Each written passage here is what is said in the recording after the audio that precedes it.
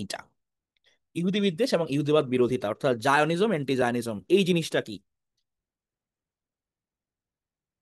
যেমন আমরা ইন্টারন্যাশনালের মধ্যে কনসেপচুয়াল একটা পার্ট আছে।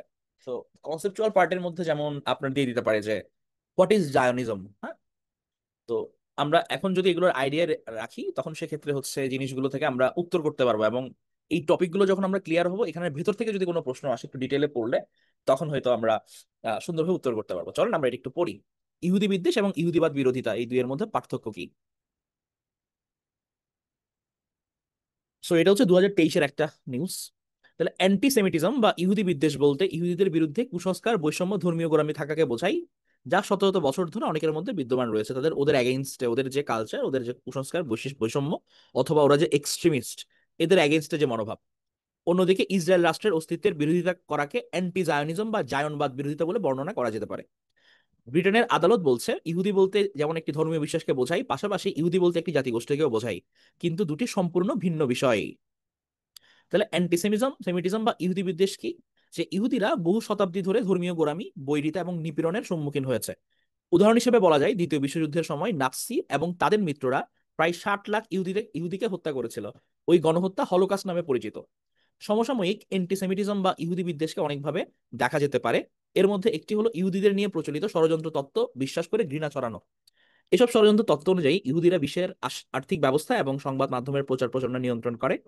এই ধারণা থেকে ইহুদিদের প্রার্থনালয়, সিনাগগে আক্রমণ, আজে বাজে গালিগালাজ করা বা ঘৃণা ছড়ানো বক্তব্য দেওয়া হয়ে থাকে। তো যেমন ইহুদিদের প্রার্থনার নাম কি? সিনাগগ। তাহলে এটা কি ইনফরমেশন? ওকে, আচ্ছা, চ্যাট বক্সে ওকে এটা। আচ্ছা, আমি এখন এটা পড়ি, আমি একসাথে এগুলো হচ্ছে শেয়ার করে দিব ক্লাসের পর, তখন আপনারা নিজেরা একবার পড়ে নেবেন। এখন হচ্ছে আমার আলোচনাটা শোনেন, ওকে? তাহলে এসব ষড়যন্ত্র তত্ত্ব অনুযায়ী হচ্ছে এটা আর্থিক ব্যবস্থা এবং সংবাদ মাধ্যমের প্রচার প্রচার নিয়ন্ত্রণ করে। তাহলে সেই সাথে সামাজিক যোগাযোগ মাধ্যমে যেমন নানা আপত্তিকর মিমস এবং কন্টেন্ট তৈরি করা বা শেয়ার করা। ও গ্রেট, দারুণ, শেয়ার করে দিস অলরেডি। আচ্ছা, ফন্ট বড় করব। ওকে, এই যে আসলে ঠিক আছে। তবে কিছু মন্তব্য বা মতামত ইহুদি বিরোধী কিনা তা নিয়ে আবার অনেকে দ্বিমত পোষণ করেন। বিশেষ করে যারা ইসরায়েল সম্পর্কে ভিন্ন দৃষ্টিভঙ্গি রাখেন তারা কখনো কখনো কিছু মন্তব্য বা মত প্রকাশকে ইহুদি বিদ্বেষী বলে রাজি হন। যেমন ফিলিস্তিনের বিরুদ্ধে ইসরায়েলের আচরণ ও সরকারের নীতির সমালোচনা করা মানে অ্যান্টিসেমিটিজম বা ইহুদি বিদ্বেষ নয়। বেশিরভাগ ক্ষেত্রে এই আলোচনা বা সমালোচনাগুলো ইসরায়েল এবং জায়নিজম বা জায়নবাদের সঙ্গে সম্পর্কিত। তাহলে জায়নবাদ বা জায়নিজম কি? হ্যাঁ, তাহলে ঊনবিংশ শতাব্দীর শেষের দিকে ইউরোপে ইহুদিবাদ একটি রাজনৈতিক আন্দোলন হিসেবে গড়ে ওঠে। আচ্ছা, এর আগে একটা জিনিস শেয়ার করি, সেটা হচ্ছে আহ ইউরোপের মধ্যে দীর্ঘদিন ধরে কিন্তু একটা ধর্মযুদ্ধ চলছে। হ্যাঁ, ধর্মযুদ্ধ চলছে, এটা এরকম অন্য ধর্মের সঙ্গে, আরেকবার আবার হচ্ছে নিজেদের খ্রিস্টান ধর্মের মধ্যেও চলছিল। যেমন খ্রিস্টানদের মধ্যে আমরা দুইটা প্রমিনেন্ট ব্রাঞ্চের কথা জানি, একটা হচ্ছে ক্যাথলিজম আর একটা হচ্ছে প্রোটেস্ট্যান্ট। হ্যাঁ, দুইটা ব্রাঞ্চ। তো এক সময় এদের মধ্যে কনফ্লিক্ট হতে হতে এমন একটা টাইম দাঁড়াইছে যে সবাই একটা ডিসিশন একত্রিত হয়েছে যে ক্যাথলিক রাজা যে দেশটা শাসন করবে সেটার প্রজার ধর্ম ক্যাথলিক হবে, প্রোটেস্ট্যান্ট রাজা যে দেশটা শাসন করবে তাদের প্রজারা হচ্ছে গিয়ে ক্যাথলিক প্রোটেস্ট্যান্ট হবে। অর্থাৎ মানে রাজার ধর্ম প্রজার ধর্ম এরকম একটা ব্যাপার চলে আসছে, অর্থাৎ ক্যাথলিকরা সব একসাথে, প্রোটেস্ট্যান্টরা সবাই একসাথে। তাহলে এটার ফলে যেটা দেখা গেছে যে একটা দেশ ওদের কালচার, ওদের আচার আচরণ মানে সবগুলো একই, অন্য একটা দেশ ওদের সবগুলো একই। এটার ফলে যেটা সমস্যা ক্রিয়েট হয়েছে পুরো ইউরোপ জুড়ে, ওদের মধ্যে একটা পিউরিটি সেন্সার ডেভেলপ করছে, মানে আমরা একই জাতিগোষ্ঠী একসাথে বসবাস করতেছি। এবং এখান থেকে জন্ম দিছে হচ্ছে যে তাদের, যে আমরা যেমন নাৎসিদের দেখি যে প্রচন্ড উগ্র লেভেলের জাতীয়তাবাদ ছিল, এরকম জাতীয়তাবাদী কনসেপ্টের মনোভাবটা ওদের মধ্যে গ্রো করছে যে আমরা পিওর, আমরাই সেরা, এরকম সবাই ইন্ডিভিজুয়ালি তাদের মনে করা শুরু করে। এবং এখান থেকে হচ্ছে ইয়েস, পারফেক্টলি, যে 30 ইয়ার্স ওয়ার বা ওয়েস্টফিলিয়া সন্ধি চুক্তি, এগুলোর ভিত্তি কিন্তু এই পিউরিটি জিনিসটা। এবং পুরো ইউরোপ জুড়ে যে উগ্রবাদ অথবা ইহুদিদের বিরুদ্ধে হচ্ছে, ওরা কিন্তু বিভিন্ন দেশ থেকে বিতাড়িত হয়েছে, হলোকাস্টের শিকার হয়েছে, ওদেরকে হচ্ছে নিপীড়ন করা হয়েছে, এটার পিছনে কিন্তু ব্যাকগ্রাউন্ড ছিল হচ্ছে প্রত্যেকটা দেশ যেরকম ইন্ডিভিজুয়াল নিজেদের স্বতন্ত্র শ্রেষ্ঠ মনে করে। হ্যাঁ, এইটার কারণে। তো জায়নিজম বা জায়নবাদ যেটা ছিল যে ওরা ইহুদি বিরোধিতা প্রতিরোধ করা এবং ফিলিস্তিন ভূখণ্ডে একটি ইহুদি রাষ্ট্র প্রতিষ্ঠা করা। তাহলে এরকম যখন হচ্ছে গিয়ে তারা ভালনারেবল হয়ে গেছে, তারা একটু ডিফারেন্ট ওয়েতে থিঙ্ক করা চিন্তা করছে, এবং তারা চিন্তা করলো যে না, নিজেদের জন্য একটা স্বতন্ত্র ভূমি দরকার। এবং তাদের এই ভালনারেবল কন্ডিশনটা এবং দ্বিতীয় বিশ্বযুদ্ধে তারা যে 60 লাখ ইহুদি মারা গেছে, এই পয়েন্টটা তাদেরকে আর এস্টাবলিশ করতে ইজি করছে যে হ্যাঁ, আমি ভালনারেবল, আমার কথা কেউ শুনে না, মানে আমি হচ্ছে কি বলতো, আমি নির্যাতনের শিকার। এই হচ্ছে সিম্প্যাথিটা তাদেরকে আরো ইজি করছে যে তাদের যে দাবি এটাকে হচ্ছে স্ট্রং করে সবার মাঝে ফুটিয়ে তোলার জন্য। তো যাকে ইহুদিরা ইসরায়েলের প্রাচীন ভূমি বা ইসরায়েলের ঐতিহাসিক ভূখণ্ড বলে মনে করে, এটা হচ্ছে ফিলিস্তিনে ইহুদি রাষ্ট্র প্রতিষ্ঠা করে এই আন্দোলনের লক্ষ্য ছিল। তাহলে জায়নিজম বা ইহুদিবাদ বলতে মধ্যপ্রাচ্যে এই ইহুদি রাষ্ট্র আন্দোলন গঠনের আন্দোলনকে বোঝায়। 1917 সালের বেলফোর ঘোষণায় ফিলিস্তিনে একটি ইহুদি রাষ্ট্র ঘোষণার প্রস্তাবে ব্রিটেন সমর্থন দেয়। 1948 সালে ফিলিস্তিনের উপর ব্রিটিশ আধিপত্যের অবসানের সাথে সাথে জাতিসংঘ সুপারিশ করেছিল যে ফিলিস্তিনি এলাকাকে ইহুদি এবং আরব রাষ্ট্র এই দুটি ভাগে ভাগ করা হবে। তাহলে আমাদের হচ্ছে যখন তুরস্ককে ভাগ করা হয়, তখন কিন্তু ফিলিস্তিন অংশটা আমরা জানি যে দ্বিতীয় বিশ্বযুদ্ধের পর কিন্তু বিভিন্ন কান্ট্রিকে কতগুলো দেশ ভাগ করে নিছিল। তো তার মধ্যে হচ্ছে ফিলিস্তিন অংশটা হচ্ছে মালিকানা পড়ে যায় হচ্ছে ব্রিটেনের হাতে। এবং ব্রিটেন মূলত হচ্ছে গিয়ে ভাগ্য নিয়ন্ত্রক হয়ে দাঁড়ায় যে এই অংশটা হচ্ছে তারা কাদেরকে দিবে। ওই ঘোষণা থেকে হচ্ছে আসলে মানে বেলফোর ঘোষণা এবং ফিলিস্তিনের উপর ব্রিটিশ আধিপত্য থাকার কারণে হচ্ছে ওইটাকে যে ইসরায়েলের কাছে হ্যান্ড ওভার করে দেওয়া, ওই ব্যাপারটা চলে আসে। তো 1948 সালে ফিলিস্তিনের উপর ব্রিটিশ আধিপত্য অবসানের সাথে সাথে জাতিসংঘ সুপারিশ করেছিল যে ফিলিস্তিনি এলাকাকে ইহুদি এবং আরব রাষ্ট্র এই দুইটি ভাগে ভাগ করা হবে। ওই প্রথম ইসরায়েল রাষ্ট্র গঠনের বিষয়টি সামনে আসে। জায়নিস্ট বা ইহুদিবাদীরা মূলত এভাবেই আধুনিক ইসরায়েল রাষ্ট্রের প্রতি তাদের সমর্থন জানায়। কিন্তু ফিলিস্তিন এবং এর আশপাশের প্রতিবেশীদের বেশিরভাগই ইসরায়েল রাষ্ট্র গঠনের বিপক্ষে অবস্থান নেয়। ফিলিস্তিন এবং আশপাশের অঞ্চলে বসবাসকারী আরবরা ইহুদিবাদের ওই দাবিকে অন্যায় বলে মনে করেন। তারা মনে করতেন ইসরায়েলের স্বীকৃতি দেওয়া মানে আরব জনগণের অধিকারকে খর্ব করা।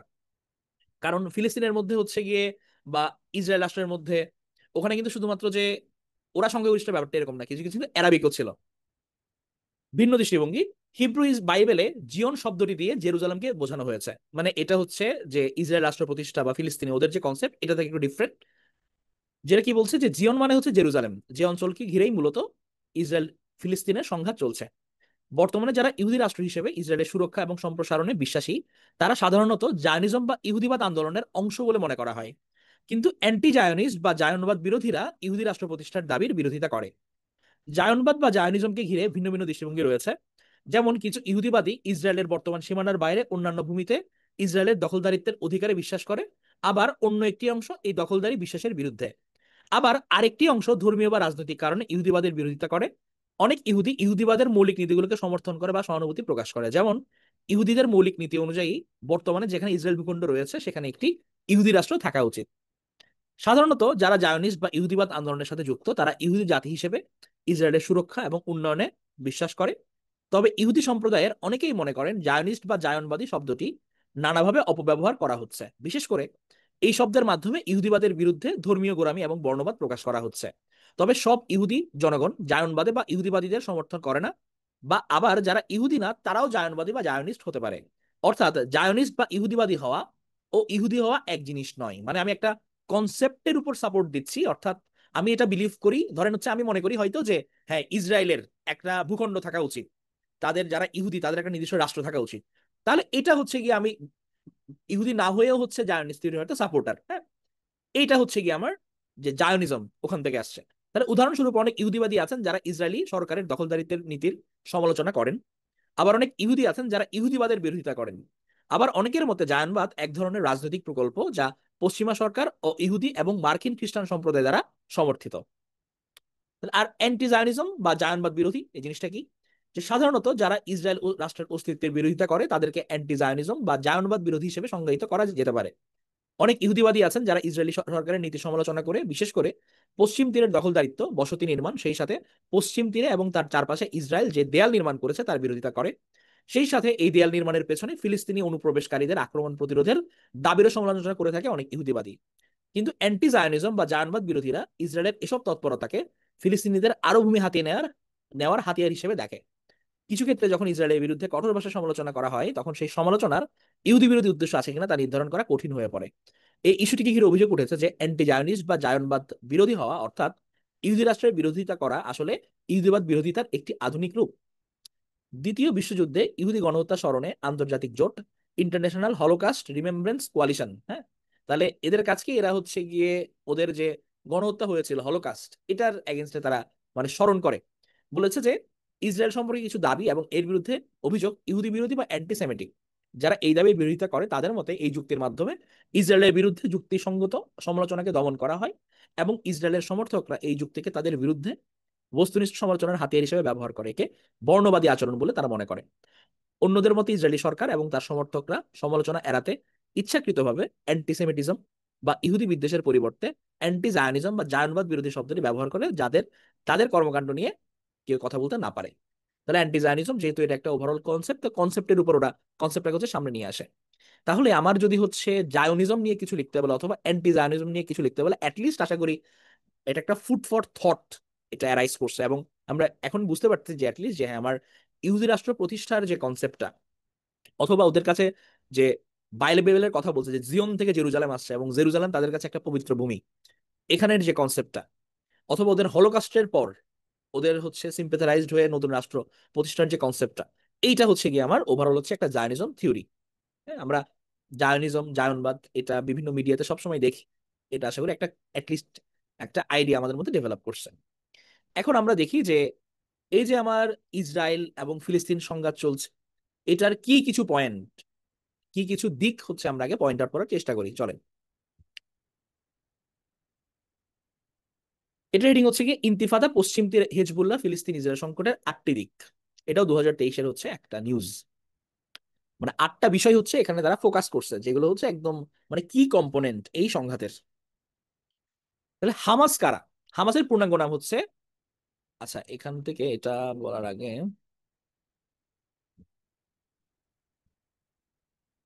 এখানে একটা জিনিস জাস্ট ইয়ে করি।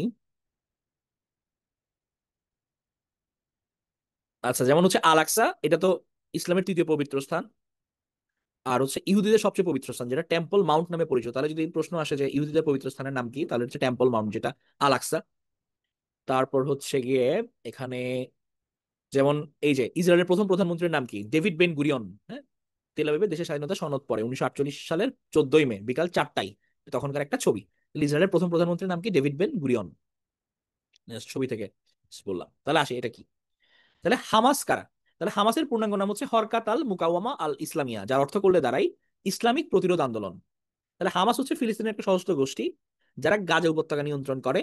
এই গোষ্ঠীর জন্ম হয়েছিল যখন প্রথম ইন্তিফাদা বা সংগ্রামের অংশ হিসেবে 1980-র দশকের শেষের দিকে মুসলিম ব্রাদারহুডের ফিলিস্তিনি শাখা হিসেবে। তাহলে মুসলিম ব্রাদারহুড আমরা জানি এটা হচ্ছে কোথাকার প্রতিষ্ঠান, দেখে বলেন কোন দেশের? মুসলিম ব্রাদারহুড এটা একটা রাজনৈতিক পার্টি, কোন দেশের? মুসলিম ব্রাদারহুড, ইয়েস, ইজিপ্ট। এটা মিশরের একটা পার্টি।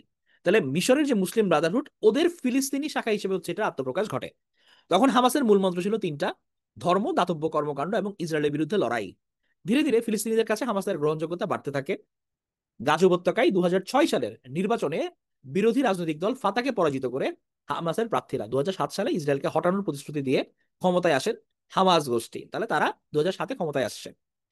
ফিলিস্তিনের রাজনীতিতে তখন পর্যন্ত প্রাধান্য ছিল প্রয়াত নেতা ইয়াসির আরাফাত এবং তার ফাতা পার্টির। হ্যাঁ, তাহলে এই ফাতা এই পার্টিটা ছিল কিন্তু হচ্ছে ইয়াসির আরাফাতের। আমরা ফিলিস্তিন বলতে হচ্ছে যার কথা মাথায় আসে প্রথমে, হ্যাঁ, হাস্যোজ্জ্বল মুখ, তাহলে ফাতা। ফাতা হচ্ছে গিয়ে টুনার পার্টি, ইয়াসির আরাফাতের পার্টি। তাহলে হামাস 2006 সালে নির্বাচনে অংশ নেয় সেই প্রথম ফাতা পার্টির প্রকৃত প্রতিদ্বন্দ্বী একটি দল নির্বাচনের মাঠে নামে। এরপর থেকে গাজার ক্ষমতায় তারাই আছে এবং ইসরায়েলের সাথে বেশ কয়েকটি যুদ্ধ করেছে। 2007 সাল থেকে ইসরায়েল এবং মিশর একজোট হয়ে গাজা উপত্যকা অবরোধ করেছে রেখেছে। ইসরায়েল বলে সেটি নিরাপত্তার স্বার্থে করা হয়েছে, তবে তাতে করে হামাসের বারবার হামলা বা রকেট নিক্ষেপ বন্ধ হয়নি। হ্যাঁ, এটা আসবো অসীম, এটাতে আসবো। তাহলে ইসরায়েলে এবারের হামলার পেছনে ইরানের কথা বারবার উঠে আসছে, কারণ হামাসের আর্থিক এবং সামরিক সহায়তা আসে মূলত ইরান থেকে। হামাসকে অস্ত্র ও প্রশিক্ষণ দেয় ইরান। তাহলে এই যে ইরান এদেরকে সাপোর্ট দেয়, আমরা জানি যে ইরানের বিরুদ্ধে হচ্ছে গিয়ে প্রচুর তাদের অ্যাটাক হয়েছে। তাহলে ইসরায়েল, আমেরিকা সহ পশ্চিমা দেশগুলো হামাসকে সন্ত্রাসী গোষ্ঠী হিসেবে চিহ্নিত করে, বিশেষ করে সামরিক সহায়তাকে আন্তর্জাতিক সমর্থন বাড়াতে এবছরে অর্থাৎ 2023-এর কথা বলছে যে হামাসের একটি প্রতিনিধি দল রাশিয়া এবং সৌদি আরব সফর করেছে। তাহলে এটা গেল হচ্ছে আমার হামাস, যে মুসলিম ব্রাদারহুডের হচ্ছে একটা পার্টি হিসেবে তাদের জন্ম। 2007 সালে তারা ক্ষমতায় আসে। তারা মূলত ফিলিস্তিন অর্থাৎ ইসরায়েলের বিরুদ্ধে হচ্ছে গিয়ে তারা লড়াই করছে। এবার আসি হিজবুল্লাহ কারা। তাহলে হিজবুল্লাহ হচ্ছে গিয়ে যে লেবাননের সশস্ত্র গোষ্ঠী, এটা হচ্ছে হিজবুল্লাহ। হিজবুল্লাহ অর্থ হচ্ছে সৃষ্টিকর্তার দল। 80-র দশকের শুরুর দিকে হিজবুল্লাহ গঠন করেছিল ইরানের রেভলিউশনারি গার্ডস। উদ্দেশ্য ছিল লেবাননে ইসলামিক আন্দোলনের প্রসার এবং সেখানে হামলা করা, ইসরায়েলিদের সাথে লড়াই। তাহলে মূলত শিয়া মুসলিমদের নিয়ে গঠিত হয় হিজবুল্লাহ। হিজবুল্লাহ ইসরায়েলের সাথে সবচেয়ে বড় আকারে যুদ্ধ করেছে 2006 সালে। ইসরায়েলের সাথে 34 দিনের সেই যুদ্ধে লেবাননের 1125-এর বেশি মানুষের মৃত্যু হয়, যাদের বেশিরভাগ ছিল সাধারণ নাগরিক। বিপরীতে ইসরায়েলের মৃত্যু হয়েছিল 164 জনের, যাদের বেশিরভাগই ছিল সেনা। এরপর থেকে নিজেদের সক্ষমতা বাড়ানোর চেষ্টা করে গেছে গোষ্ঠীটি।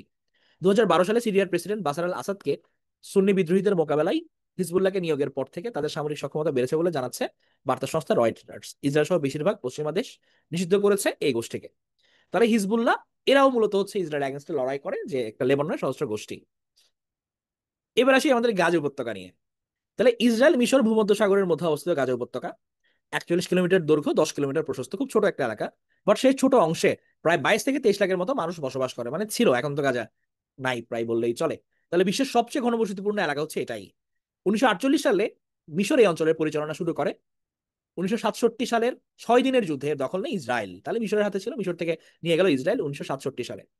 2005 সালে সেখান থেকে নিজেদের সেনা এবং বসতি স্থাপনকারীদের প্রত্যাহার করে নেয় ইসরায়েল। তবে এখনো ইসরায়েল গাজা এবং এর উপকূলীয় এলাকার আকাশসীমা নিয়ন্ত্রণ করে। পাশাপাশি সীমান্ত দিয়ে কারা যাতায়াত করবে এবং কি ধরনের পণ্য প্রবেশ করতে পারবে সেসব তদারকি করে। একইভাবে মিশরও গাজা সীমান্ত দিয়ে কারা প্রবেশ করবে তা নিয়ন্ত্রণ করে। তাহলে এখন তো হচ্ছে ইসরায়েলের দখলে চলে গেছে। এবার আসি পশ্চিম তীর। তাহলে একদিকে গাজা উপত্যকা, এটা হচ্ছে আমার গাজা, আর এদিকে আছে হচ্ছে পশ্চিম তীর, যেদিকে জেরুজালেম অর্থাৎ জর্ডান সাইডটাতে।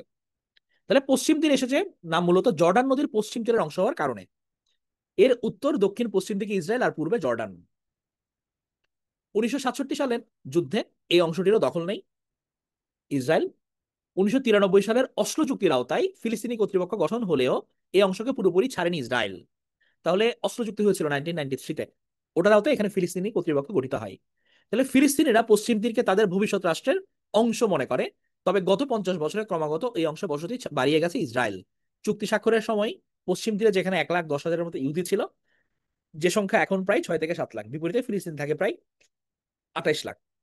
তাহলে পশ্চিম তীরকে হচ্ছে তারা মূলত মনে করেছিল যে এখানে তারা ভবিষ্যৎ। এবং আমরা হচ্ছে গিয়ে যে কথা বলি যে মানে ফিলিস্তিনের কিন্তু পশ্চিম তীর এবং গাজা, ওদের কিন্তু ইসরায়েলের প্রতি মনোভাবটা একটু ডিফারেন্ট। যারা পশ্চিম তীরে ছিল তারা ইসরায়েলকে খুব মানে একদম মরণপণ সমস্যা বলে মনে করে না। তারা দেখা যায় কি তারা নিজেদের মধ্যে মিউচুয়ালে বিশ্বাসী। বাট গাজার যারা অর্থাৎ হামাসরা, এরা হচ্ছে একদম ইসরায়েল বিরোধিতাই হচ্ছে এদের মুখ্য মন্ত্র। সো এই দুই তীরের বাসিন্দাদের কিন্তু গাজা এবং পশ্চিম তীর, এদের বাসিন্দাদের মনোভাবের মধ্যে কিন্তু সার্টেন একটা ডিফারেন্স আছে। এবার সেই জেরুজালেম এবং আল আকসা। তাহলে ইসরায়েল ফিলিস্তিন সংকটের একটা গুরুত্বপূর্ণ নাম হচ্ছে জেরুজালেম। আরবদের সাথে যুদ্ধে জিতে ইসরায়েল পূর্ব জেরুজালেমে দখল করে নেয় 1967 সালে এবং পুরো জেরুজালেম শহরটিকে ইসরায়েলি রাষ্ট্রের অংশ হিসেবে ঘোষণা করে। ফিলিস্তিনিরা জেরুজালেমকে নিজেদের রাজধানী মনে করে, যদিও সেটার আন্তর্জাতিক স্বীকৃতি বেশ কমই আছে। তারা সবসময় বলে আসছে যে পূর্ব জেরুজালেম হবে স্বাধীন ফিলিস্তিন রাষ্ট্রের রাজধানী। ইসরায়েলও জেরুজালেমকে রাজধানী হিসেবে দাবি করে এবং 2017 সালে আমেরিকার প্রেসিডেন্ট ডোনাল্ড ট্রাম্প এর স্বীকৃতি দেন। এর পরের বছর মার্কিন দূতাবাস তেল আবিব থেকে সরিয়ে জেরুজালেমে নিয়ে যাওয়া হয়, যেটি নিয়ে বেশ প্রতিক্রিয়া হয় ফিলিস্তিনিদের মধ্যে। প্রাচীন এই শহরটি অত্যন্ত গুরুত্বপূর্ণ এবং স্পর্শকাতর, কারণ ইসলাম, ইহুদি এবং খ্রিস্টান ধর্মের সবচেয়ে পবিত্র ধর্মীয় স্থাপনার অনেকগুলোই এই শহরে। বিশেষত আল আকসা মসজিদ ছিল সবসময় এর বিরোধের কেন্দ্র, যেটা ইহুদিদের কাছে টেম্পল মাউন্ট নামে পরিচিত। পূর্ব জেরুজালেমে ইসরায়েল অধিকৃত হলেও আল আকসা বা টেম্পল মাউন্ট এলাকাটি নিয়ন্ত্রণ বা পরিচালনা করে একটি জর্ডানি ফিলিস্তিনি ওয়াকফ প্রতিষ্ঠান। ইসরায়েলে সেখানে যেতে পারলেও তাদের প্রার্থনা করা নিষিদ্ধ। অবশ্য ইসরায়েলি নানাবিধ কর্মকাণ্ড প্রায়শই এই জায়গায় বিক্ষোভ এবং সহিংসতার জন্ম দেয়। এবার আসি হচ্ছে আমরা ইন্তিফাদা এই জিনিসটা কি। আরব ইসরায়েল যুদ্ধের 20 বছর পর 1987 সালের শেষ দিকে শুরু হয় ফিলিস্তিনিদের এক সংগ্রাম। সে সময় 1993 সালের সেপ্টেম্বর পর্যন্ত চলে ইসরায়েলের বিরুদ্ধে প্রথম ফিলিস্তিনি সংগ্রামের সময়কাল। এটাই প্রথম ইন্তিফাদা বা প্রথম গণজাগরণের আন্দোলন হিসেবে পরিচিত। ইন্তিফাদার এমনি মূল অর্থ হচ্ছে গণজাগরণ। তাহলে ইসরায়েলের নানা দখল এবং নানাভাবে ফিলিস্তিনিদের নিপীড়ন এমনিতেই এক বড় ক্ষোভ তৈরি করেছিল ফিলিস্তিনিদের মধ্যে। এর মাঝে একটি ইসরায়েলি ট্রাকের একটি গাড়ির সাথে দুর্ঘটনা ঘটে, যেখানে 4 জন ফিলিস্তিনের মৃত্যু হয়। ইসরায়েল সেটিকে দুর্ঘটনা বললেও ফিলিস্তিনের মানুষ সেটাকে ইচ্ছাকৃত হিসেবে দেখে। ফিলিস্তিনিদের কাছে সে সময় কোনো অস্ত্র ছিল না। সে সময় ইসরায়েলি সেনাদের দিকে তরুণদের পাথর ছোড়ার ছবি বেশ আলোড়ন ফেলে। সে সময় মিশর ভিত্তিক মুসলিম ব্রাদারহুড ফিলিস্তিনকে কেন্দ্র করে গঠন করে হামাস। ওই আন্দোলনে 1,400 জন ফিলিস্তিনি এবং 271 জন ইসরায়েলি নিহত হয়। তাহলে আমাদের ইন্তিফাদার প্রথম যে সূত্রপাত, এটা হচ্ছে এই দুর্ঘটনাকে কেন্দ্র করা, এবং ওইটা দেখেই মূলত হচ্ছে ব্রাদারহুড হচ্ছে গঠন করলো কি হামাস। 1993 সালে অস্ত্র চুক্তির মধ্য দিয়ে সেই দফায় ইন্তিফাদার অবসান ঘটে। হামাস অবশ্য তখন থেকে সেই চুক্তির বিরোধিতা করছে। অস্ত্র চুক্তি যে শান্তি চুক্তি করা হয়েছিল এর বিরোধী ছিল হামাস। 2000 সালে শুরু হয় দ্বিতীয় দফার ইন্তিফাদা। প্রেক্ষাপট ছিল ইসরায়েলের বিরোধী দল লিকুদ পার্টির তৎকালীন নেতা এরিয়েল শ্যারনের আল আকসা মসজিদ সফর। হ্যাঁ, তাহলে লিকুদ পার্টি কোন দেশের দল? ইসরায়েলের দল। 2000 সালের সেপ্টেম্বরে হঠাৎ করে তিনি সিদ্ধান্ত নিলেন সেখানে যাওয়ার। কড়া নিরাপত্তায় তার আল আকসা কম্পাউন্ড সফরকে উস্কানি হিসেবে দেখা হয়। এর ফলে চরম প্রতিক্রিয়া দেখা দেয় এবং হাজারে হাজারে পথে নেমে আসে। পুরো ফিলিস্তিনে সেই সহিংসতা ছড়িয়ে পড়ে। 2005 সাল পর্যন্ত চলা দ্বিতীয় সেই ইন্তিফাদায় মারা যায় 3392 জন ফিলিস্তিনি এবং 996 জন ইসরায়েলি। এরপর থেকে বেশ কয়েকবার এমন উত্তেজনাকর পরিস্থিতি সৃষ্টি হয়েছে, যেটা থেকে তৃতীয় ইন্তিফাদার আশঙ্কা করা হয়েছে। এবারে হামাসের হামলার প্রেক্ষাপটে গাজাতে হামলা থেকেও তেমন হতে পারে আশঙ্কা রয়েছে অনেকের, এবং সেটা হয়েছে বটে। তাহলে আমরা ইন্তিফাদা নিয়ে আমাদের যদি লিখতে বলে, অ্যাটলিস্ট আশা করি কিছু জিনিসপত্র লেখা যাবে। ইসরায়েল এবং ফিলিস্তিনের রাষ্ট্র 1917 সালে অটোম্যানদের কাছ থেকে ফিলিস্তিনি ভূখণ্ডের দখল নেয় ব্রিটেন।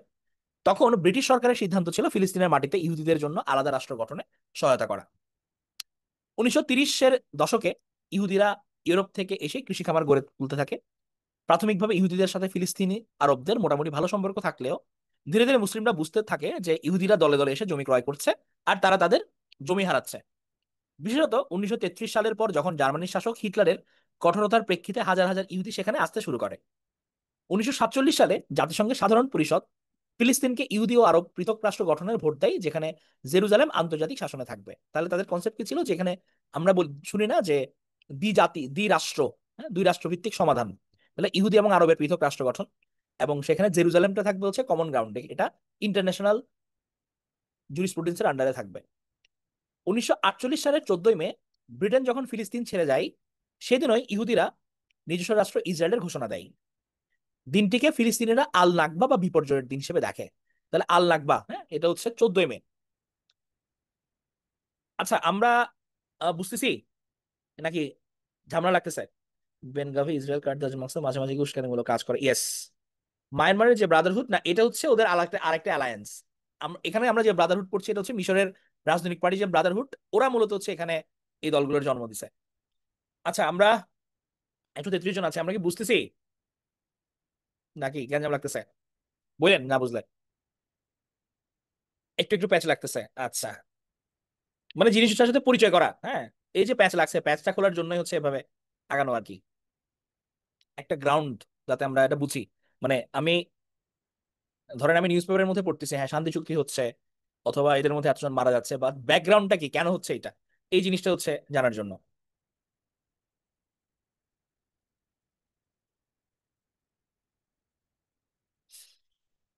এবার হচ্ছে ফাতা, পিএলও আর পিএনএ, এই জিনিসটা কি? এটা হচ্ছে গিয়ে ফিলিস্তিনের গুরুত্বপূর্ণ রাজনৈতিক দল, আমরা যেটা পড়ে আসছি ফাতা, হ্যাঁ, এটার কথা। এটার হচ্ছে একটা গুরুত্বপূর্ণ ব্যক্তি ছিল হচ্ছে ইয়াসির আরাফাত। এখানে আরেকটি নাম আসে আরবদের গঠিত পিএলও বা প্যালেস্টাইন লিবারেশন অর্গানাইজেশন।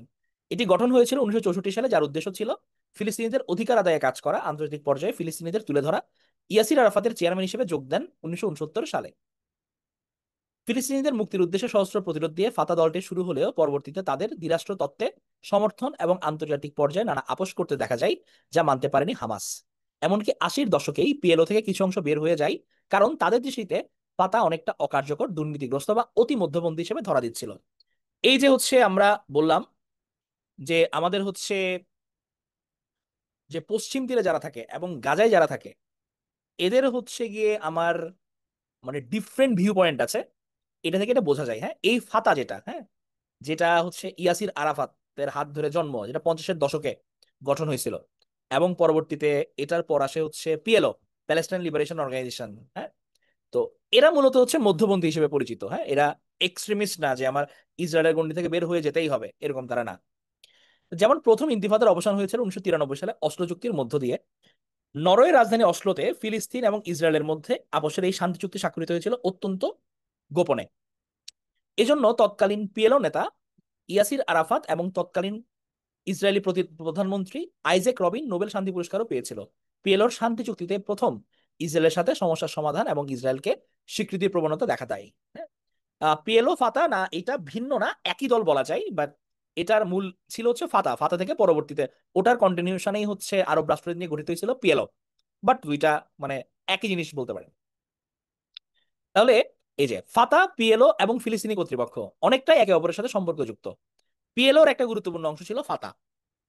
আর 1993 সালে অসলো চুক্তির আওতায় পিএলওর সাথে ইসরায়েলের সমঝোতার ভিত্তিতে গঠন হয় ফিলিস্তিনি কর্তৃপক্ষ।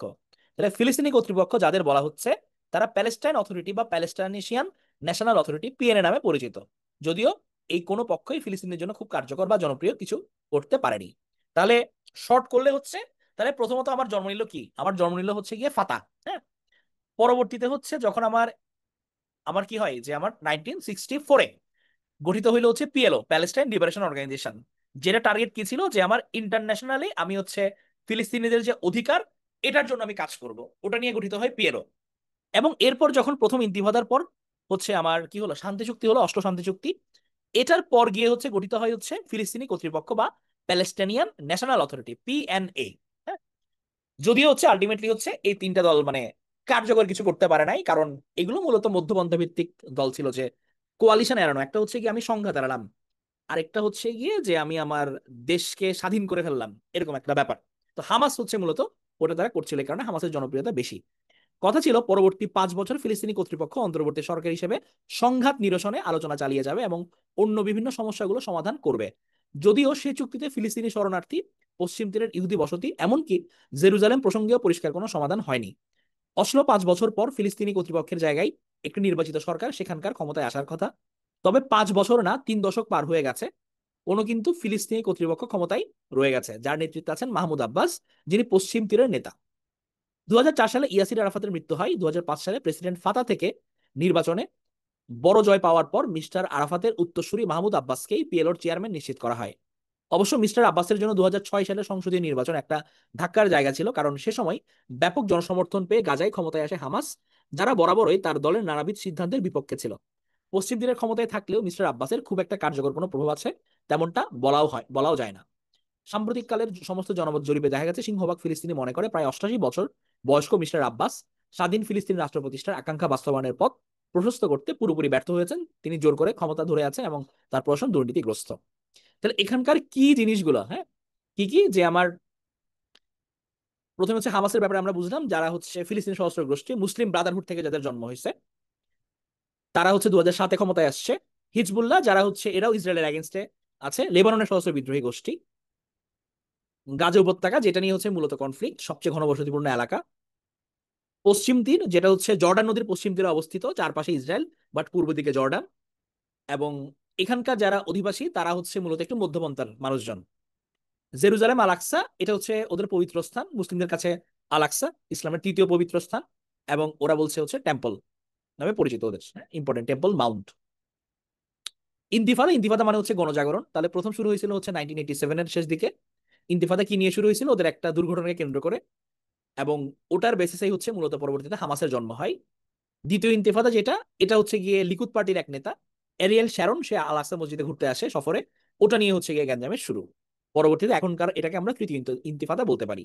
এগুলো থেকে কিন্তু রিটার্নের প্রশ্ন আসে, হ্যাঁ, যে ইন্তিফাদা কি, অথবা হচ্ছে গিয়ে এই যে জায়নিজম কি। এরপর হচ্ছে আমরা ইসরায়েল ফিলিস্তিনের রাষ্ট্রের ব্যাপারটা আমরা দেখলাম, যে অটোমানদের কাছ থেকে হচ্ছে ব্রিটেনরা দখল নিল। পরে হচ্ছে ব্রিটিশরা বললো যে ঠিক আছে আমরা আলাদা রাষ্ট্র তোমাদের গঠনে সহায়তা করবো ইহুদিদের। পরবর্তীতে ইহুদিরা যখন হচ্ছে দ্বিতীয় বিশ্বযুদ্ধের সময় হচ্ছে অনেক যখন বিতাড়িত হয়, তখন থেকে মূলত তারা হচ্ছে গিয়ে এদিকে আসা শুরু করে খুব বেশি পরিমাণে, এর আগে থেকে তারা আসতেছিল, হ্যাঁ। পরবর্তীতে হচ্ছে গিয়ে একদম 1948-এ ব্রিটেন যখন ফিলিস্তিন ছেড়ে চলে যায়, তখন তাদের হচ্ছে গিয়ে দেখা যায় কি ইহুদিরা নিজস্ব রাষ্ট্র ইসরায়েল ঘোষণার প্রতিষ্ঠা দেয়, এবং ওই দিনটাকে বলা হয় হচ্ছে আল নাকবা বা বিপর্যয়ের দিন। এবং ইহুদিরা কিন্তু শুরুতে এসে যেটা করছে, তারা ব্যাপক হারে জমি কেনা শুরু করে, হ্যাঁ, এবং আস্তে আস্তে পরবর্তী আরবরা বুঝতে পারে যে না, এগুলো তো চলে যাচ্ছে আমাদের হাত থেকে।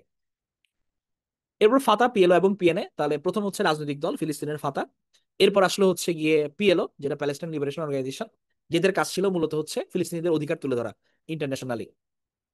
এরপর আসলো হচ্ছে অস্ত্র শান্তি চুক্তি, যেটা হচ্ছে ফিলিস্তিন এবং ইসরায়েলের মধ্যে শান্তির কথা বলে, এবং এটার জন্য নোবেল পুরস্কার পাইছিল ইয়াসির আরাফাত এবং আইজ্যাক রবিন, ওরা। তো এটার পরিপ্রেক্ষিতে গঠিত হয় হচ্ছে ফিলিস্তিনি কর্তৃপক্ষ, প্যালেস্টাইনিয়ান ন্যাশনাল অথরিটি, পিএনএ। তাহলে এরা মূলত হচ্ছে গিয়ে যে এদের কাজ যেটা ছিল যে এরা সংঘাত নিরসনে কাজ করবে এবং যে অন্যান্য সমাধান এটার জন্য কাজ করে, মধ্যপন্থার একটা সংগঠন, যে তাদের পশ্চিমা সাপোর্টও আছে ভালো, আবার তারা যে দ্বিরাষ্ট্রভিত্তিক সমাধান বা এগুলোর জন্য মূলত তারা কাজ করবে। যদিও বলা হয়েছিল যে 5 বছর তারা থাকবে, এরপর হচ্ছে নতুন নেতৃত্ব আসবে, বাট এটা হয় নাই, তারা এখনো আছে, মাহমুদ আব্বাস এদের কর্তৃপক্ষ। হ্যাঁ? তাহলে আশা করি ক্লিয়ার। আচ্ছা, কম্পারিজন, আচ্ছা ঠিক আছে আমি এটা দিব। হ্যাঁ, ইসরায়েলকে হচ্ছে ক্যাপিটালিস্ট বলা যায়, কারণ তারা মানে এখনকার যত সুপার পাওয়ার আছে সবাই হচ্ছে ক্যাপিটালিস্ট। এবার আমরা আসি হচ্ছে আরেকটা প্রেক্ষিতে, এইটা একটু দেখি যে ইসরায়েল রাষ্ট্র প্রতিষ্ঠা, অপরাধের 100 বছর, অন্যায়ের 80, পাপের 69। এটা 2023-এর একটা, এখানে আমরা আরেকটু ক্লিয়ার হব। তাহলে মহামান্য ব্রিটিশ সরকার ফিলিস্তিনে ইহুদি জনগণের জন্য জাতীয় আবাসভূমি গড়ে তোলার বিষয়ে ইতিবাচক দৃষ্টিভঙ্গি পোষণ করে, আর এই লক্ষ্য অর্জনে তার সর্বোত্তম প্রয়াস প্রয়োগ করা হবে। এবং এটাও পরিষ্কার যে এমন কিছু করা হবে না যা ফিলিস্তিনে বিদ্যমান ইহুদি সম্প্রদায়ের নাগরিকদের ধর্মীয় অধিকার কিংবা অন্য কোনো দেশে ইহুদিদের বিরাজমান অধিকার এবং রাজনৈতিক অবস্থা ক্ষুণ্ণ করতে পারে। আজ থেকে 100 বর্ষ আগে ব্রিটিশ পররাষ্ট্রমন্ত্রী, এটা আর জুম করা যায় না, এটা একদম নিউজ, আচ্ছা ও করা যাচ্ছে, সরি বলতে বলতে করা গেছে। ওকে, তাহলে আজ থেকে 100 বর্ষ আগে ব্রিটিশ পররাষ্ট্রমন্ত্রী লর্ড আর্থার বেলফোর্ড 1917 সালের 2 নভেম্বর এই ছোট্ট পত্রটি লেখেন জায়নবাদী নেতা ব্যারন রথচাইল্ডকে। তাহলে এই যে জায়নবাদী, হ্যাঁ, যারা জায়নিস্ট থিওরিতে বিশ্বাসী, এটি কালক্রমে বেলফোর ঘোষণাপত্র নামে পরিচিতি পায়। এর মধ্য দিয়ে জায়নবাদ নামক উগ্র ইহুদিবাদ বা ইহুদি জাতীয়তাবাদকে স্বীকৃতি দেন, যা এক মহাবিপর্যয়ের দ্বার খুলে দেয়। বেলফোর অবশ্য জেনে বুঝে কাজটি করেছিলেন। আর বছরটি ছিল 1897 সালে আনুষ্ঠানিকভাবে আত্মপ্রকাশ করা বিশ্ব জায়নবাদী সংস্থার 20তম বছর। জায়নবাদীরা বাইবেলকে আশ্রয় করে সুনিপুণভাবে এক কল্পকাহিনী সাধারণ মানুষের কাছে বিশ্বাসযোগ্য করে তোলার দীর্ঘমেয়াদী এক প্রকল্প নিয়ে এগোচ্ছিল। বেলফোরও জানতেন যুগের পর যুগ ধরে নিজ ভূখণ্ডে বসবাসকারীদের বিতাড়িত করে ধর্মভিত্তিক কল্পকাহিনী আশ্রিত এক মিথ প্রতিষ্ঠায় সাহায্য করা অপরাধ। বেলফোর অপরাধটি করেছিলেন, এজন্য তার এবং তার সহযোগীদের কোনো পরিতাপ ছিল না। বেলফোর ঘোষণার তাৎপর্য বেড়ে যায় এজন্য যে প্রথম বিশ্বযুদ্ধের শেষ দিকে অটোমান সাম্রাজ্যের কাছ থেকে ফিলিস্তিন ভূখণ্ড ব্রিটিশদের অধীনে চলে যায়। 1920 সালে আনুষ্ঠানিকভাবে ব্রিটিশ রাজ ম্যান্ডেটরি প্যালেস্টাইনের শাসনভার গ্রহণ করে, যা চলে 1948 সালের মে মাস পর্যন্ত। এটি ছিল জর্ডান নদীর পশ্চিম তীরের ভূখণ্ডে, যেখানে আজকের ইসরায়েল অবস্থিত। ব্রিটিশরা ফিলিস্তিনের শাসনভার গ্রহণ করার পর থেকেই সেখানকার 90% বা তারও বেশি আরব অধিবাসীর সঙ্গে বৈষম্যমূলক আচরণ এবং দমন নীতি শুরু করে। দীর্ঘমেয়াদে ইহুদিদের জন্য ঈশ্বর প্রতিশ্রুতি ভূমি অথবা প্রমিসড ল্যান্ড তাদের ফিরিয়ে দেওয়ার কৌশল হিসেবে ইহুদি সেটেলারদের বিভিন্নভাবে অগ্রাধিকার সুবিধা দিতে থাকে। যেমন আমাদের এখানে হচ্ছে ব্রিটিশরা নির্যাতন চালাইছে, নিপীড়ন চালাইছে, শোষণ চালাইছে, এখানেও সেম থিওরি, এখানে এরা কাজগুলো করছিল। তাহলে দলে দলে ইহুদিরা ইউরোপ এবং অন্য আরব দেশ থেকে ফিলিস্তিনে পাড়ি জমাতে শুরু করে। ব্রিটিশদের প্রত্যক্ষ মদদে অভিবাসী ইহুদিদের নিয়ে 1921 সালে গঠন করা হয় হাগানা নামের আধা সামরিক বাহিনী।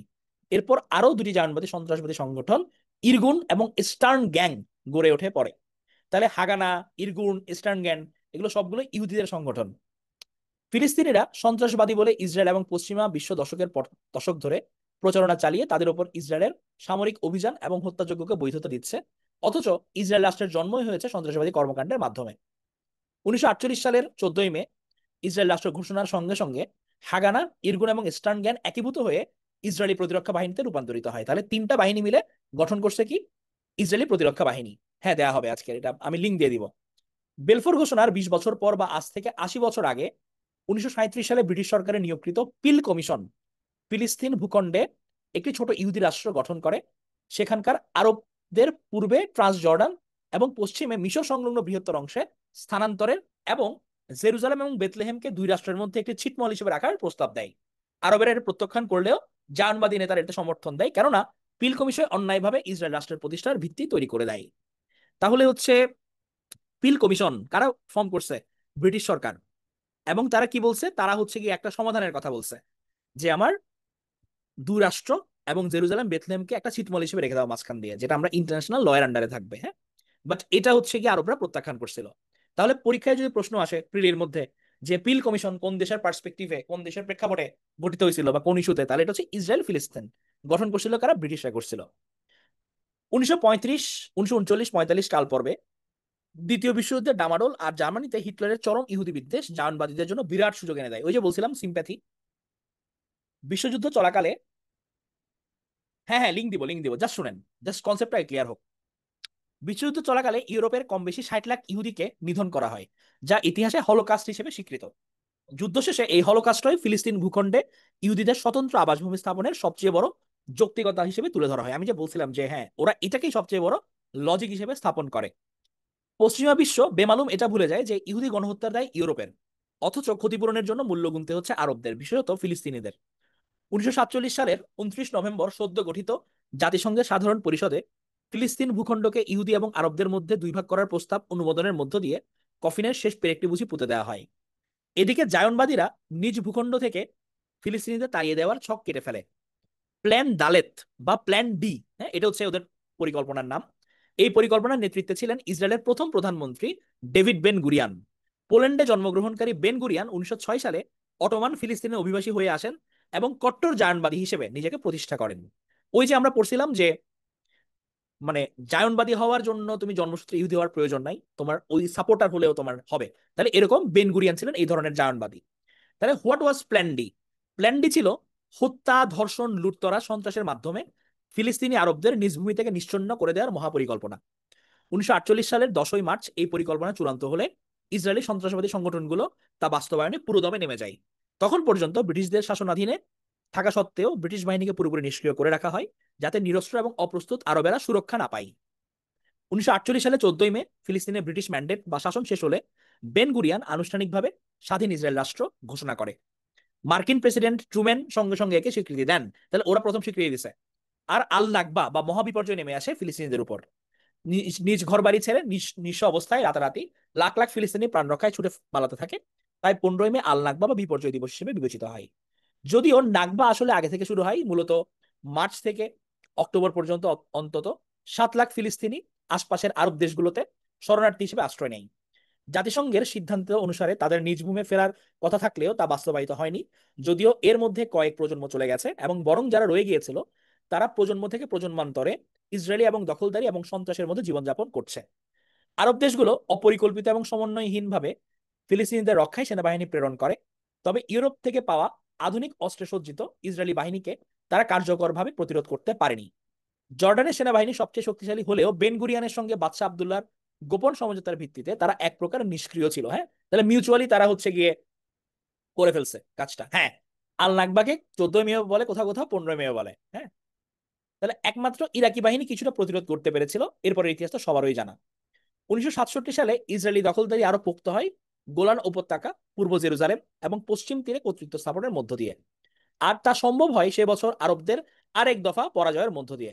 জায়নবাদী ভাষ্যে অবশ্যই এই অধিগ্রহণ হলো জুদিয়া, সামারিয়া এবং গোলান উপত্যকার মুক্তি। মানে তারা যে দখলদারিত্ব করছে তাদের হচ্ছে গিয়ে এগুলো তো আমাদেরই ছিল। হ্যাঁ, আমাদের হচ্ছে গিয়ে আমরা এটাকে মুক্ত করে নিছি। হ্যাঁ, 6 ডেজ ওয়ার। তাহলে ইসরায়েলি রাষ্ট্র প্রতিষ্ঠার মধ্য দিয়ে জায়নবাদীরা যে পাপের সূচনা ঘটিয়েছে তা একাধারে অপরাধ এবং দখলদারির মধ্য দিয়ে দশকের পর দশক ধরে বিস্তৃত হয়ে আসছে। এই জন্য 69 বছর ধরে জায়নবাদীরা প্রকৃত ইতিহাসের বিকৃতি শুধু ঘটায়নি, বরং বাছাই করা সত্য এবং সযত্নে তৈরি মিথ্যার সুদক্ষ মিশেলে নিজেদের অপকর্মের বৈধতার জন্য বিভ্রান্তিকর ভাষ্য তৈরি করেছে এবং এখনো করে যাচ্ছে। আসার কথা হলো খোঁজ ইসরায়েলের ভেতর থেকে এই প্রতিবাদ এবং পাল্টো ভাষ্য উঠে আসছে। প্রকৃত ইতিহাস এবং নির্মোহ বিশ্লেষণ করছেন ইসরায়েলি ইতিহাসবিদ এবং গবেষকরা। বিশ্বমোড়ল মার্কিন যুক্তরাষ্ট্রের প্রত্যক্ষ মদতে এবং পশ্চিমা বিশ্বের সমর্থন নিয়ে বৈশ্বিক নিয়ম নীতি অবজ্ঞা করে লাখ লাখ ফিলিস্তিনিকে উদ্বাস্তু বানিয়ে এবং নিজ ভূমে তাদের অবরুদ্ধ করে ইসরায়েল প্রচন্ড প্রতাপের সঙ্গে টিকে আছে।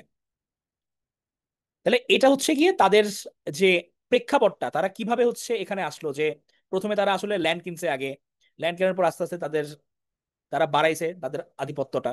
এরপর 1917 সালের যে বেলফোর ঘোষণা, জানবাদী নেতা ব্যারন রল চাইল্ড হচ্ছে গিয়ে যে পত্রটা লিখছিল ওটার প্রসঙ্গে হচ্ছে গিয়ে বেলফোর ঘোষণাটা আসছে। এরপর 1948-এ যখন নাকবা হয়েছে, এরপর তাদের অবস্থা আরো খারাপ হওয়া শুরু করলো।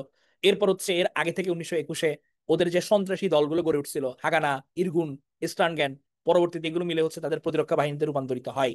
হ্যাঁ, এরপর হচ্ছে গিয়ে হলোকাস্ট তাদেরকে আরো সুযোগ দিছে। এরপর জাতিসংঘের মধ্যে কফিনে শেষ পেরেক ঠুকে দিছে। হ্যাঁ, তারপর হচ্ছে ডেভিন বেন গুরিয়ানের হচ্ছে প্ল্যান ডি। আমরা অনেকগুলো সম্পর্কে কিছু জানলাম। হ্যাঁ, তাহলে আমরা আশা করি হচ্ছে এই ধরনের কোনো কিছু যদি আসে আমরা অ্যাটলিস্ট আমরা কনসেপ্ট গুলো লিখতে পারবো। আমি কাজ দিব আপনাদের, দন্তরি এখনো শেষ হয় নাই, আরো 2টা আর্টিকেল হচ্ছে আমরা দেখবো।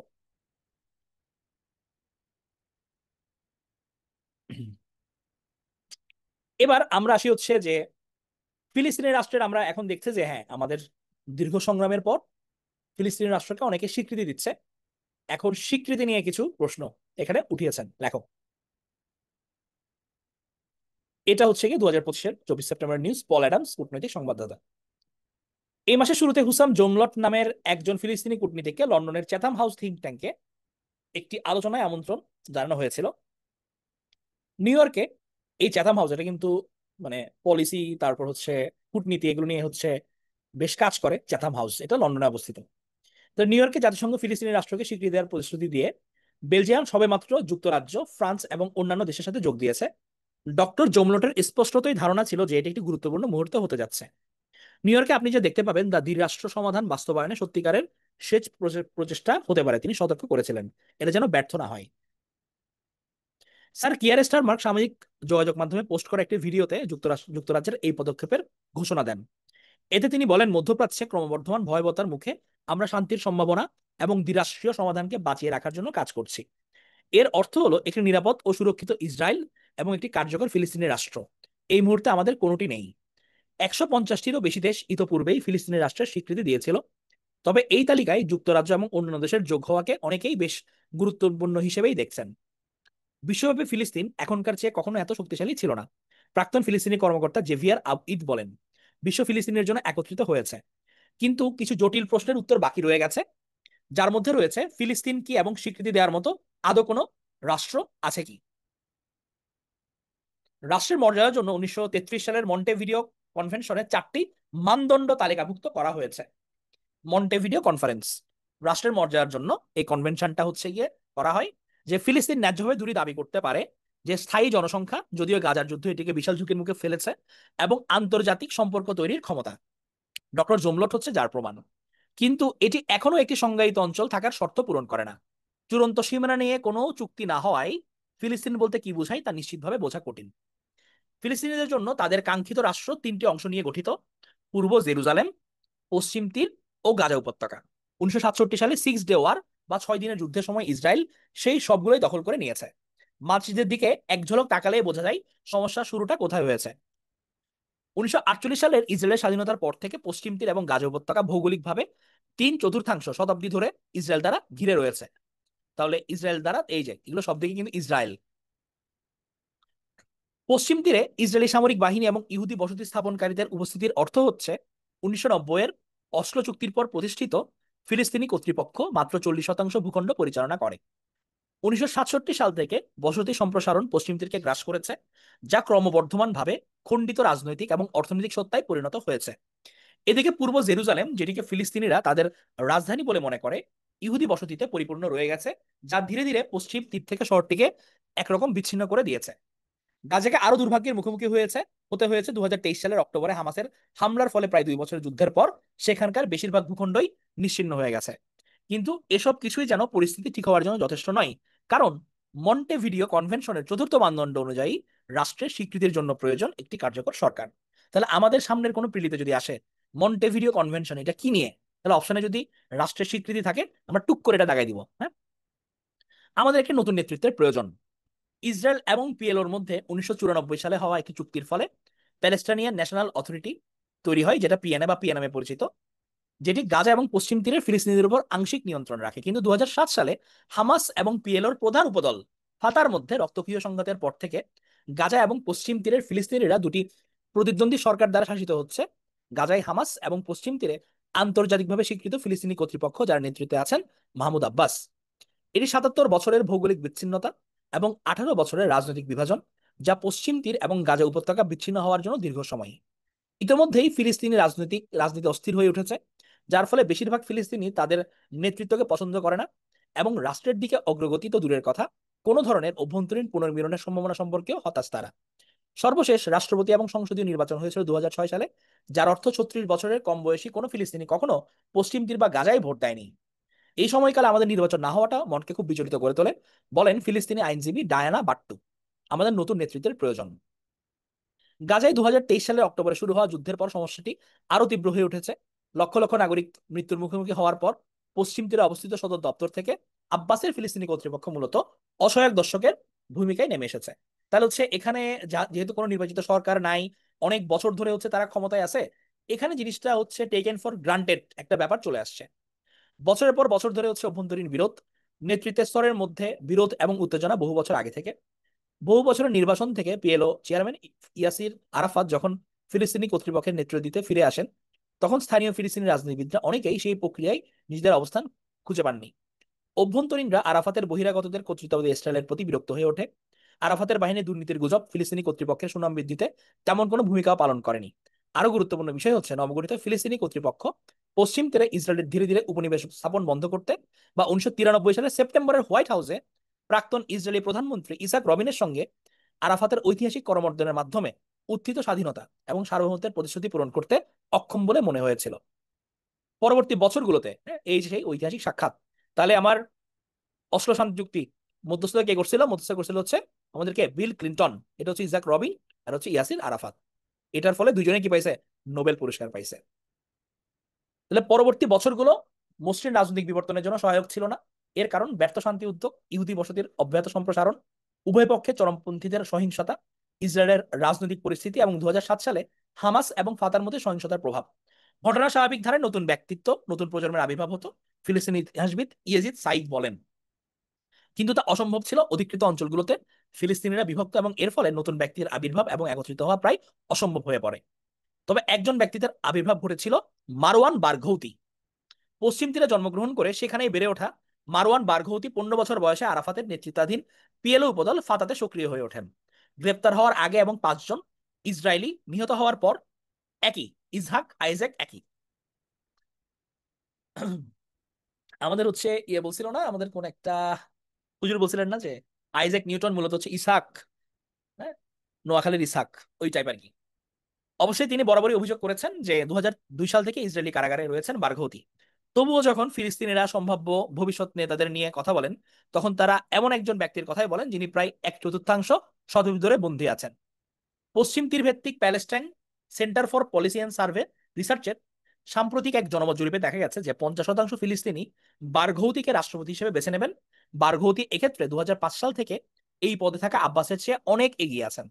হামাসের সাথে দীর্ঘদিন ধরে বিরোধপূর্ণ অবস্থানে থাকা ফাতার একজন সিনিয়র সদস্য হওয়া সত্ত্বেও গাজাইবন্দি ইসরায়েলি জিম্মিদের বিনিময়ে হামাস যেসব রাজনৈতিক বন্দীদের মুক্তি চাই, তার তালিকায় বারঘৌতির নাম স্থান পাবে বলেই মনে করা হচ্ছে।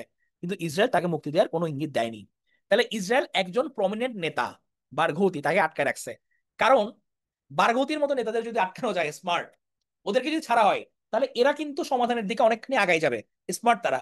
বাট মাহমুদ আব্বাসের মতো মানুষজন এরা তো হচ্ছে কম্প্রোমাইজড, এদেরকে বরঞ্চ ক্ষমতায় রাখাটা তাদের জন্য সুবিধাজনক। আগস্টের মাঝামাঝি সময় এক ভিডিও প্রকাশিত হয় যেখানে দেখা যায় 66 বছর বয়সী এক দুর্বল স্থূলকায় বারঘৌতিকে ইসরায়েলের নিরাপত্তা মন্ত্রী ইতামার বিন গভীর কটূক্তি করছেন। বহু বছর পর বারঘৌতিকে প্রথমবারের মতো জনসম্মুখে দেখা গেছে। নেতানিয়াহু এবং ফিলিস্তিনি রাষ্ট্র, গাজা যুদ্ধের আগেও নেতানিয়াহু ফিলিস্তিনি রাষ্ট্রের বিরুদ্ধে ছিল স্পষ্ট। তিনি 2024 সালের ফেব্রুয়ারিতে বলেছিলেন যে সবাই জানে যে আমি সেই ব্যক্তি যিনি কয়েক দশক ধরে এমন একটি ফিলিস্তিনি রাষ্ট্র প্রতিষ্ঠায় বাধা দিয়ে এসেছে যা আমাদের অস্তিত্বকে বিপন্ন করবে। গাজার উপর ফিলিস্তিনি কর্তৃপক্ষের নিয়ন্ত্রণ পুনরায় প্রতিষ্ঠার জন্য আন্তর্জাতিক আহ্বান সত্ত্বেও নেতানিয়াহু জোর দিয়ে বলেন যে গাজার ভবিষ্যৎ শাসনে ফিলিস্তিনি কর্তৃপক্ষের কোনো ভূমিকা থাকবে না। তিনি যুক্তি দেন যে আব্বাস 7 অক্টোবর হামাসের হামলার নিন্দা করেননি।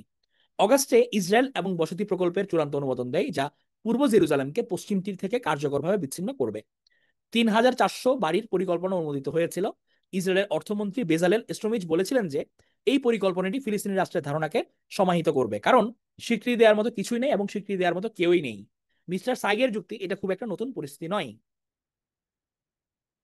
তাহলে একটা বিষয় নিশ্চিত, যদি একটি ফিলিস্তিনি রাষ্ট্রের আবির্ভাব ঘটে, তাহলে হামাস তা পরিচালনা করবে না। ফ্রান্স এবং সৌদি আরবের আয়োজন অনুযায়ী জুলাই মাসে 3 দিনের সম্মেলনের শেষে এক ঘোষণাপত্রে ঘোষণা করা হয়েছিল হামাসকে গাজায় তাদের শাসনের অবসান ঘটাতে হবে এবং ফিলিস্তিনি কর্তৃপক্ষের কাছে তাদের অস্ত্র হস্তান্তর করতে হবে। নিউ ইয়র্ক ঘোষণাপত্র সমস্ত আরব রাষ্ট্র দ্বারা অনুমোদিত হয়েছিল এবং পরবর্তীতে জাতিসংঘের সাধারণ পরিষদের 142 জন সদস্য এটি গ্রহণ করেছিলেন। হামাস তাদের পক্ষ থেকে বলেছেন তারা গাজার কর্তৃত্ব টেকনোক্রেটদের একটি স্বাধীন প্রশাসনের কাছে হস্তান্তর করতে প্রস্তুত, মানে থার্ড পার্টি। স্বীকৃতির প্রতিকরণ কি যথেষ্ট? বারঘৌতির কারাগারে থাকা, আব্বাসের বয়স 90 বছরের কাছাকাছি হওয়া, হামাস নিশ্চিহ্ন হতে চলা, পশ্চিম তীর টুকরো টুকরো হয়ে যাওয়া, এসবে এটা স্পষ্ট যে ফিলিস্তিনের নেতৃত্ব এবং সংহতির অভাব রয়েছে। কিন্তু এর অর্থ এই নয় যে আন্তর্জাতিক স্বীকৃতি অর্থহীন। এটি আসলে খুবই মূল্যবান হতে পারে, বলেন ডায়ানা বাট্টু, যদিও তিনি সতর্ক করে বলেন এটি নির্ভর করে কেন এই দেশগুলো এটি করছে এবং তাদের উদ্দেশ্য কি তার উপর। হ্যাঁ, এবং এটাই সবচেয়ে ইম্পর্টেন্ট। ধরেন আমি হচ্ছে গিয়ে নামকা ওয়াস্তে স্বীকৃতি দিয়ে গেলাম, বাট এটার উদ্দেশ্য যদি হয় যে আমি বরঞ্চ এমন একটা চুক্তির দিকে এদেরকে বাধ্য করব যেখানে লস বরং হচ্ছে ফিলিস্তিনের, তাহলে ভাই এই ধরনের স্বীকৃতির কিন্তু তেমন লাভও নাই। প্রশ্ন হচ্ছে আমরা কি এমন কিছুর দিকে অগ্রগতি অর্জন করতে পারি যাতে জাতিসংঘের সাধারণ পরিষদ কেবল একটি স্বীকৃতি দেওয়া পক্ষে পরিণত না হয়। নিউ ইয়র্ক ঘোষণাপত্রে ব্রিটেন সহ স্বাক্ষরকারীদের ফিলিস্তিন প্রশ্নের শান্তিপূর্ণ নিষ্পত্তির জন্য বাস্তব, নির্দিষ্ট সময় সীমাবদ্ধ এবং অপরিবর্তনীয় পদক্ষেপ গ্রহণের প্রতিশ্রুতি দেওয়া হয়েছে। লন্ডনের কর্মকর্তারা ঘোষণাপত্রে গাজা এবং পশ্চিমদের একীভূতকরণ, ফিলিস্তিনি কর্তৃপক্ষ এবং ফিলিস্তিনি নির্বাচনের প্রতি সমর্থন উল্লেখ করার দিকে ইঙ্গিত করেছেন, যার স্বীকৃতি অনুসরণে প্রয়োজনীয় পদক্ষেপ হিসেবে উল্লেখ করা হয়েছে। কিন্তু তারা জানেন যে এক্ষেত্রে বাধাগুলো ভয়াবহ। ইসরায়েল দৃঢ়ভাবে বিরোধিতা করে আসছে এবং পশ্চিম তীরের কিছু অংশ বা পুরো অংশে আনুষ্ঠানিকভাবে সংযুক্ত করার মাধ্যমে প্রতিশোধ নেওয়ার হুমকিও দিয়েছে। এদিকে মার্কিন প্রেসিডেন্ট ডোনাল্ড ট্রাম্প বৃহস্পতিবার এই বিষয়ে তার অসন্তোষ স্পষ্ট করে বলেছেন, এই বিষয়ে প্রধানমন্ত্রীর সঙ্গে আমার মতবিরোধ রয়েছে। তাহলে অগাস্ট মাসে আমরা প্রায় এটা শেষের দিকে আসছে, যে অগাস্ট মাসে মার্কিন যুক্তরাষ্ট্র ও কয়েক ডজন ফিলিস্তিনি কর্মকর্তার ভিসা বাতিলের অস্বাভাবিক পদক্ষেপ নেয়, যা জাতিসংঘের নিজস্ব নিয়মের লঙ্ঘন। ফিলিস্তিনি রাষ্ট্রের স্বীকৃতির ক্ষেত্রে জাতিসংঘে আমেরিকার ভেটো রয়েছে এবং ট্রাম্প এখনো তার তথাকথিত রিভেরা পরিকল্পনার একটি সংস্করণের সাথে আটকে আছেন বলে মনে হচ্ছে, যেখানে মার্কিন যুক্তরাষ্ট্র গাজার উপর দীর্ঘমেয়াদী মালিকানার অবস্থান গ্রহণ করবে। এটা হচ্ছে তার রিভেরা পরিকল্পনা। গুরুত্বপূর্ণভাবে পরিকল্পনায় ফিলিস্তিনি কর্তৃপক্ষ সম্বন্ধে কিছুই বলা হয়নি, কেবল সংস্কারিত ফিলিস্তিনি স্বশাসন বা গাজা এবং পশ্চিম তীরের মধ্যে ভবিষ্যতের কোনো সংযোগের কথা উল্লেখ করা হয়েছে। গাজার দীর্ঘমেয়াদী ভবিষ্যৎ হয়তো নিউ ইয়র্ক ঘোষণা, ট্রাম্পের পরিকল্পনা, আরো পুনর্গঠন পরিকল্পনার মধ্যেই কোথাও থাকতে পারে। সমস্ত পরিকল্পনাই গত 2 বছরে গাজের উপর নেমে আসা বিপর্যয় থেকে কিছু অর্জনের আশা করছে। এখান থেকে যেটা উদ্ভূত হোক না কেন, ফিলিস্তিন এবং এর নেতৃত্বের প্রশ্নের উত্তর দিতে হবে। কিন্তু ডায়ানা বাট্টুর মতে ফিলিস্তিনিদের জন্য আরো অনেক গুরুত্বপূর্ণ বিষয় রয়েছে। তিনি বলেন, তিনি আসলে যা চান তা হচ্ছে এই দেশগুলো আরো বেশি হত্যাকাণ্ড হওয়া রোধ করুক। রাষ্ট্রীয় ইস্যুতে মনোনিবেশ করার পরিবর্তে এটি বন্ধ করার জন্য কিছু করুন, তিনি বলছেন। রিভেরা পরিকল্পনা মূলত হচ্ছে গিয়ে যে এটা গাজাকে নিয়ে হচ্ছে একটা প্ল্যান, যে কিভাবে এটা এক্সিকিউট করবে। এখন এটার প্ল্যানের সবকিছুই তো আর পাবলিশ হয় নাই, বাট ওভারঅল থিমটা হচ্ছে এইটা, যে ইউএসএ কিভাবে গাজার উপর তাদের কর্তৃত্ব রাখবে। এটা আইদার হচ্ছে তারা নতুন রাষ্ট্র প্রতিষ্ঠার মাধ্যমে রাখবে অথবা যুদ্ধবিরতির মাধ্যমে রাখবে। এটা তাদের একটা নিজস্ব একটা প্ল্যানিং। তো রিভেরা পরিকল্পনার সঙ্গে যে ট্রাম্পের নাম জড়িত, এইটা হচ্ছে মাথায় রাখতে হবে, যে আমার রিভেরা পরিকল্পনা আসলে পরীক্ষায় তাহলে যাতে বুঝতে পারি যেটা ট্রাম্প করছে। তাহলে এটার লং কাহিনী শর্ট যেটা, সেটা হচ্ছে গিয়ে যে আমার স্বীকৃতি দিচ্ছে ঠিক আছে, বাট আমার যদি হচ্ছে প্রপারলি সমাধান না হয়, আমার যদি শুধুমাত্র নামকাও আসতে আমি স্বীকৃতি দিচ্ছি, এটা যদি একটা সিল মারার মতো হয়, এটা আলটিমেটলি হচ্ছে গিয়ে কোনো সলিউশন বয়ে আনবে না। হ্যাঁ, এটা হচ্ছে ব্যাপার।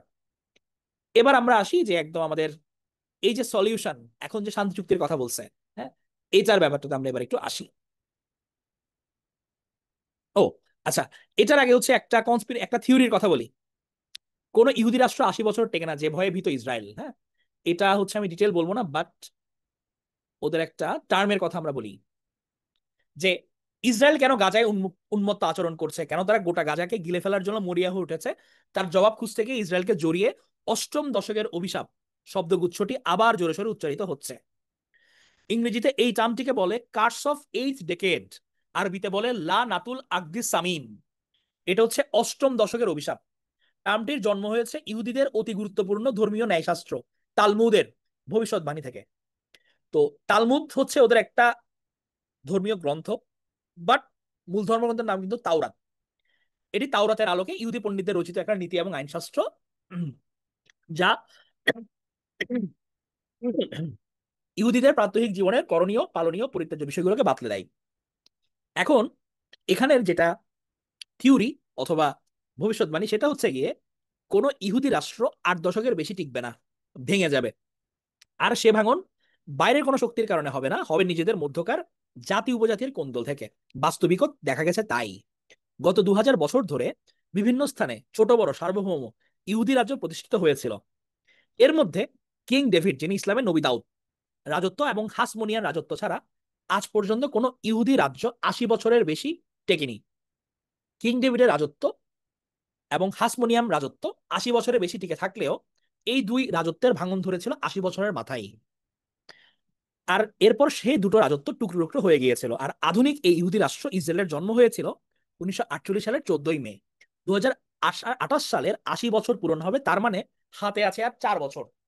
তালমুদের ভবিষ্যৎবাণী সত্য হলে আর 3-4 বছরের মধ্যেই ইসরায়েল রাষ্ট্রটি ভেঙে যাওয়ার কথা। ইসরায়েলিদের অনেকের মনে ভয়, তাহলে কি সেটাই ঘটতে যাচ্ছে? এবং এদের এই ভয়টাই মূলত হচ্ছে তাদেরকে এত হার্ড পুশ করতেছে। এবং ইসরায়েলের অনেক নেতারাই তাদের কথাবার্তার মধ্যে এই হচ্ছে 80 ইয়ার্স এর এটা নিয়ে আসে। এবং বেনামির নেতানিয়াহু যখন ক্ষমতায় আসছে, তখনও তার এই কথাটা ছিল যে না, আমরা এটা থেকে ভেঙে বের হয়ে যাব, আমরা নিজেদের জন্য একটা স্থায়ী রাষ্ট্র প্রতিষ্ঠা করব। এটা সবার মধ্যেই কিন্তু হচ্ছে বিরাজমান, এই টেনশনটা।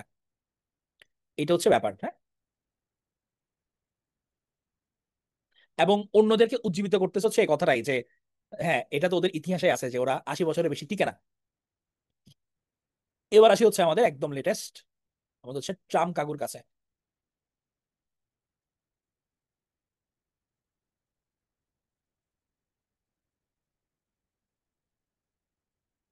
এই যে গাজা যুদ্ধবিরতি নিয়ে, চুক্তি নিয়ে যেসব প্রশ্ন এখনো রয়ে গেছে। তাহলে মিশরে 3 দিন ধরে পর্দার আড়ালে চড়া নিবিড় আলোচনার পর মার্কিন প্রেসিডেন্ট ডোনাল্ড ট্রাম্প জানিয়েছেন ইসরায়েল এবং হামাস তার প্রস্তাবিত 20 দফা শান্তি পরিকল্পনার প্রথম ধাপে সম্মত হয়েছে। সামাজিক মাধ্যমে দেওয়া এক পোস্টে তিনি বলেন, এর অর্থ সব জিম্মিকে খুব দ্রুত মুক্তি দেওয়া হবে। একই সাথে একটি শক্তিশালী, টেকসই এবং চিরস্থায়ী শান্তির পথে প্রথম পদক্ষেপ হিসেবে ইসরায়েল তাদের সৈন্যদের একটি নির্দিষ্ট সীমানায় ফিরিয়ে আনবে। তবে এই প্রথম ধাপের বিস্তারিত বিবরণ তিনি দেননি। এই সমঝোতা এমন এক সময়ে হলো যখন 2023 সালের 7ই অক্টোবর দক্ষিণ ইসরায়েলে হামাসের চালানো হামলার 2 বছর 2 দিন পূর্ণ হয়েছে। ওই হামলায় প্রায় 1200 মানুষ নিহত এবং 251 জনকে জিম্মি করা হয়েছিল। এরপর ইসরায়েল গাজায় ব্যাপক সামরিক অভিযান শুরু করে। গাজার হামাস পরিচালিত স্বাস্থ্য মন্ত্রণালয়ের তথ্য মতে এই অভিযানে 67,100 জনের বেশি মানুষ প্রাণ হারিয়েছেন। জাতিসংঘ সহ আন্তর্জাতিক সংস্থাগুলোও এই সংখ্যাকে নির্ভরযোগ্য বলে মনে করে।